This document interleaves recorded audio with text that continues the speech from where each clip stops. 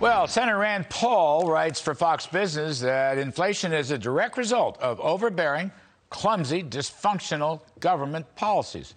Couldn't disagree with that. He joins me now to talk about it. We welcome back Senator Rand Paul, ranking member on the Senate Small Business Committee and other areas. Senator Paul, thank you, sir. You know, Jay Powell told reporters yesterday, after he met with the Washington business economists, that it will take 3 years to get back close to a 2% inflation rate. And the thought occurs to me, Senator, that that's going to be 3 years of bloody hell. The first thought occurs to me is I thought it was transitory. I thought everybody said, yes, I know. If 3 years of inflation is transitory, boy, that's a new definition of transitory. But the other thing he needs to explain, and all the Democrats need to explain, is that their spending spree, the debt caused this. The Fed monetizing the debt causes inflation. But inflation hurts the very people they say they want to help. Poor people, people on fixed incomes, people on the lower part of the socioeconomic level, people who historically have been discriminated against. All of these people are hurt worse by inflation.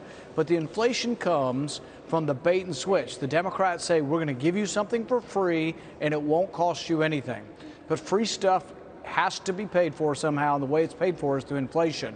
So this is an inflation tax on the poor and on the retired, and Democrats should have to explain why that's what they're for and why their policies have caused this. Instead, the Democrats say, oh, it's greed. Somehow people got greedy this year, and greed causes inflation. That is ridiculous and shouldn't even bear any kind of consideration by rational individuals.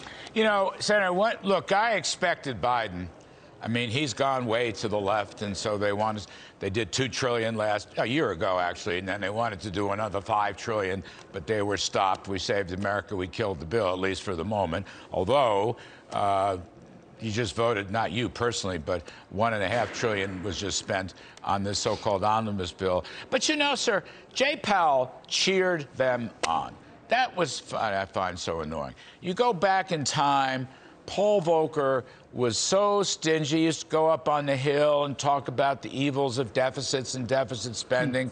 And for most of his term, Alan Greenspan did likewise. And here's Powell, who was cheerleading a year ago for that bill, never really said a thing about the Build Back Better, which, as I say, could have been as much as $5 trillion. That's very disappointing to me.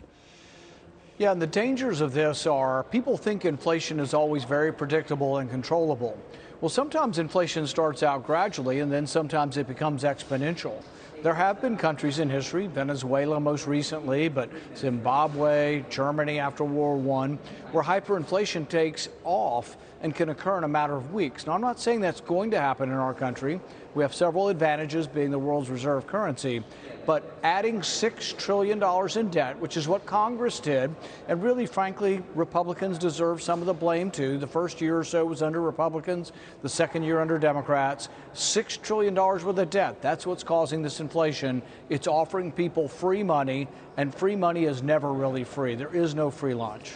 You know, sir, a few years back in another show and another network, I used to have some terrific interviews with your dad about the importance of the value of the dollar in relation to gold, in relation to commodity indexes. I mean, your dad understood that so well. And long time ago, I worked for a guy named Paul Volcker, and Volcker was a guy who used to watch gold and commodities. This crowd now, nobody even looks at it. They're worried about climate change and woke social policies and stuff like that. Even Greenspan was said to watch the gold price and try to keep the dollar within a certain range of nominal gold dollars. So, yeah, it has been important. And for people who see a complete severing and a link that the dollar has no link to either commodities or gold or anything, I think that it's a foolish notion, and we should be prepared for disaster if this gets out of hand, because they're still doing more. Nobody understands, at least Democrats don't seem to understand the relationship between debt, the Federal Reserve monetizing it, and inflation. They're either dishonest people or they really truly believe somehow greed came forward in the last year and greed causes inflation. But that is such a ridiculously juvenile argument, they should be laughed out of any polite society. You know, Senator, one of the things I really loved about your article on Fox Business is your emphasis on deregulation, rolling back overregulation, and rolling back various kinds of mandates. You know, this administration has really ripped into the supply side of the economy. Yeah, and when you look at it and you talk to business people, often they'll mention regulations before they mention taxes. But when you look at what's going on, and see, it's all additive, and it's almost always government's fault.